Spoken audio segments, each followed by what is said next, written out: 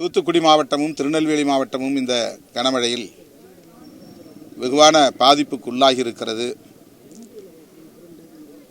மாண்புமிகு தமிழக முதல்வர் அவர்கள் பிரதமர் அவர்களை நேரிலே சந்தித்து தமிழ்நாட்டில் ஏற்பட்டிருக்கிற புயல், மழை, வெள்ளம் ஆகியவற்றின் பாதிப்பால் மக்கள் பெரும் துயரத்தில் சிக்கியிருக்கிறார்கள். அந்த துயரத்திலிருந்து மக்களை மீட்பதற்கு இந்திய ஒன்றிய அரசு பேரிடர் நிவாரண நிதியை கூடுதலாக வழங்க வேண்டும் என்ற கோரிக்கையை வலியுறுத்தியிருக்கிறார். டிசம்பர் மாதம் 4ஆம் தேதி வட மாவட்டங்களில் கடுமையான புயல் மழை அடித்தது. பெருவெள்ளம் சென்னை உட்பட பல்வேறு மாவட்டங்களை சூழ்ந்து கொண்டது. அதேபோல டிசம்பர் 16, 17 ஆகிய நாட்களில் இந்த தென் மாவட்டங்கள் திருநெல்வேலி, தூத்துக்குடி, கன்னியாகுமரி, தென்காசி ஆகிய 4 மாவட்டங்களில் ஒரே நாளில் 100 சென்டிமீட்டர் அளவுக்கு மழை பெய்து பெரும் பாதிப்பை ஏற்படுத்திய நிலையில் இதனை தீவிர பேரிடராக அறிவிக்க வேண்டும் என்று இந்திய ஒன்றிய அரசுக்கு தமிழ்நாடு அரசு கோரிக்கை விடுத்ததோடு மட்டுமில்லாமல் இந்த 2 பாதிப்புகளுக்கும் சேர்த்து 21,000 கோடி பேரிடர் நிவாரண நிதியாக வழங்க வேண்டும் என்று வலியுறுத்தியிருக்கிறார் முதல்வர். ஆனால் ஆண்டுதோறும் வழக்கமாக மாநில அரசுகளுக்கென்று ஒதுக்கப்படுகிற ஸ்டேட் டிசாஸ்டர் ரிலீஃப் ஃபண்ட் என்கிற மாநில பேரிடர் நிவாரண நிதிக்கு வழக்கமாக வழங்கக்கூடிய 900 கோடி ரூபாய் மட்டும்தான் 2 தவணைகளாக வழங்கியிருக்கிறார்கள். இந்த பாதிப்புகளுக்கு ஈடு செய்வதற்கு கூடுதல் நிதி ஏதும் வழங்கவில்லை.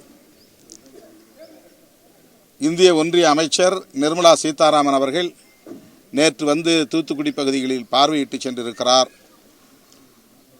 பாதிப்புகளை அவர் நேரடியாக பார்த்திருக்கிறார். இதன் பின்னராவது அவருக்கு மனம் இறங்க வேண்டும், அவருக்கு கருணை மேலோங்க வேண்டும் என்று நான் எதிர்பார்க்கிறேன். பார்வையிடுவதற்கு முன்னதாகவே இதை தேசிய பேரிடராக அறிவிக்க முடியாது என்று அவர் அறிவித்தது மட்டுமில்லாமல் மாநில அரசை விமர்சிப்பதில் கவனமாக இருந்தார். இதுபோன்ற பேரிடர் காலங்களில் பேரிடரை பேரிடராக மட்டுமே பார்க்க வேண்டும், பாதிக்கப்பட்ட மக்களின் துயரை துடைப்பதற்கு முயற்சிக்க வேண்டுமே தவிர ஆளும் கட்சி, மாநிலத்தில் ஆளும் கட்சி எதுவோ அந்த கட்சிக்கு எதிரான விமர்சனங்களை செய்வது, மக்களின் துயரத்தை அரசியல் ஆதாயம் தேடுகிற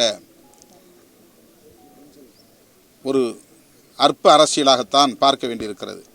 ஆகவே அப்படிப்பட்ட அற்ப அரசியலை செய்யாமல் பாதிக்கப்பட்ட மக்களின் துயரை துடைப்பதற்கு போதிய நிவாரணத்தை, கூடுதல் நிவாரணத்தை வழங்க முன்வர வேண்டும். வாழை, நெல் மற்றும் இதர விவசாயங்கள் மிக கடுமையாக பாதிக்கப்பட்டிருக்கின்றன. தமிழ்நாடு அரசு அவர்களுக்கு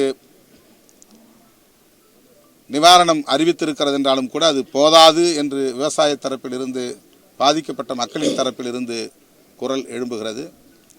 அவர்களுக்கு போதிய நிவாரணத்தை வழங்குவதற்கு இந்திய ஒன்றிய அரசும் கை கொடுக்க முன்வந்தால்தான் அதை வழங்க முடியும். எனவேதான் விடுதலை சிறுத்தைகள் கட்சியின் சார்பிலே 29ஆம் தேதி இந்த புயல், மழை, பெருவெள்ளத்தை தேசிய பேரிடராக அறிவிக்க வேண்டும் என்று வலியுறுத்தியும் தமிழ்நாடு அரசு கோரியிருக்கிற 21,000 கோடி ரூபாயை நிவாரண நிதியாக ஒதுக்கீடு செய்ய வேண்டும் என்று வலியுறுத்தியும் தமிழ்நாடு முழுவதும் அனைத்து மாவட்ட தலைநகரங்களிலும் விடுதலை சிறுத்தைகள் கட்சியின் சார்பில் ஆர்ப்பாட்டங்களை நடத்துகிறோம். மேலும் முக்கியமான ஒரு கோரிக்கையை இந்த ஆர்ப்பாட்டத்தில் முன்வைக்கிறோம். வரவிருக்கிற நாடாளுமன்ற பொதுத் தேர்தலில் மீண்டும் வாக்குச்சீட்டு முறையே வேண்டும் என்கிற கோரிக்கையை வலியுறுத்துகிறோம். எலக்ட்ரானிக் ஓட்டிங் மெஷின் வெளிப்படைத்தன்மை கொண்டதாக இல்லை. வாக்காளர்களுக்கு தாங்கள் யாருக்கு வாக்களித்தோம் என்று உறுதிப்படுத்துவதற்கான போதிய வாய்ப்புகள் இல்லை. அந்த எலக்ட்ரானிக் ஓட்டிங் மெஷின் என்கிற எந்திரத்தை எப்படி வேண்டுமானாலும் மாற்றிக்கொள்ள முடியும், அதில் தில்லுமுள்ளு செய்ய முடியும் என்று பல வல்லுநர்கள் தொடர்ந்து வலியுறுத்தி வருகின்றனர். எனவே வெளிப்படைத்தன்மையோடு தேர்தலை நடத்த வேண்டும். அதற்கு பழைய முறைப்படி வாக்குச்சீட்டு முறையே வேண்டும் என்று வலியுறுத்துகிற ஆர்ப்பாட்டத்தை விடுதலை சிறுத்தைகள் கட்சி இந்த நிவாரண நிதி கோரிக்கையோடு இணைத்து 29ஆம் தேதி நடத்துகிறோம். அது பொறுப்பற்ற ஒரு பதில். அதுவும் பிரதமர் எந்த முடிவையும் அறிவிக்காத போது நிதியமைச்சர் தன் விருப்பம் போல் அரசின் கொள்கை முடிவுகளை அறிவிப்பது என்பது எந்த வகையிலும் ஏற்புடையதல்ல. இந்திய ஒன்றிய அரசின் நிலைப்பாடு, கொள்கை முடிவு தலைமை அமைச்சராக இருக்கிற பிரதமர் நரேந்திர மோடி அவர்கள்தான் எடுக்க வேண்டும் என்று நாம் எதிர்பார்க்கிறோம். அவருடைய ஒப்புதலோடு நம்முடைய நிதியமைச்சர் பேசுகிறாரா அல்லது அவரே தான் தோன்றித்தனமாக பேசுகிறாரா? எப்படி இந்த கொள்கை முடிவை அவர் முன்கூட்டியே எடுக்கிறார், அதை அதிகாரப்பூர்வமாக அறிவிக்கிறார், அதற்கு எந்த அவை அவருக்கு அங்கீகாரம் தந்தது என்கிற கேள்வி எழுகிறது. அவருடைய பேச்சு தமிழ்நாட்டு மக்களின் உணர்வுகளை காயப்படுத்தக்கூடியதாக இருக்கிறது, அவமதிக்கக்கூடியதாக இருக்கிறது. திமுக அரசுக்கு எதிராக பேசுகிறோம் என்று எண்ணிக்கொண்டு ஒட்டுமொத்த தமிழ்நாட்டு மக்களின் உணர்வுகளை தொடர்ந்து அவர் காயப்படுத்தி வருவது கண்டிக்கத்தக்கது.